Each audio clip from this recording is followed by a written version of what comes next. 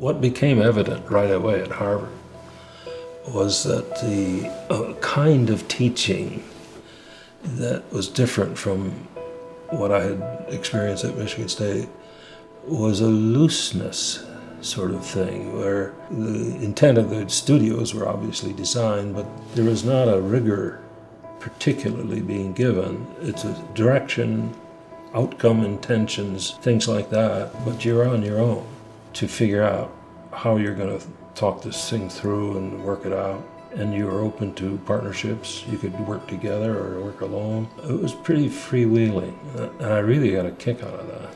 Because it fit with where I had been in Europe, I was ready for a little more open kind of teaching. And so Hideo taught, I think true with Norman Newton as well, in terms of principles. He would indicate certain points of view that were important. Like Hideo would say, there are no limits of scale. If you know how to solve this problem in this particular way, and we studied that a little bit in terms of process, you can then tackle this one and this one and this one. So don't be limited in your point of view. And that was for me a wonderful point. I loved that idea. And so what happened then out of that general, somewhat loose way of working, student groups formed between architects, planners, and landscape architects. We'd form and kind of become our own faculty. And Hideo followed those. He would comment on them. If you've ever been in a critique with Hideo Sasaki, and you had a student and you had your work showing, you were free game, let me tell you. You never knew quite what he would point out, but his critiques were quiet and devastating in terms of lessons learned. He could quietly tell you that this was, don't ever do this one again, and stuff like that. He was tough, but quiet. But Shermayev, on the architecture end, he would come in occasionally, and his critiques were bombastic, and you almost terror the way he'd rip your stuff apart, and he was good at it. Walt Chambers was a good critic.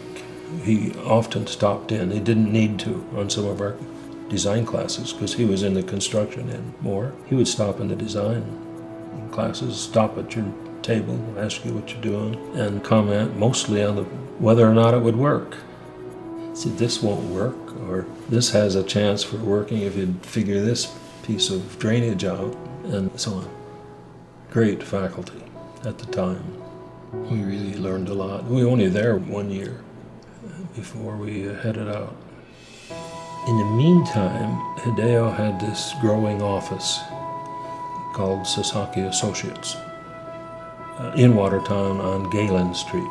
And it was a small group, growing. Hideo was there quite a bit. And he asked Pete and I to be part of that. We were. When we graduated from the school, Hideo asked if I would be willing to stay on and become part of the office staff along with Pete. Pete agreed. I told Hideo that I had a sense of commitment to my brother in the Midwest, that the Midwest was a place of opportunity and that we probably would practice there. And I thanked him and said, I'm going to go to the Midwest.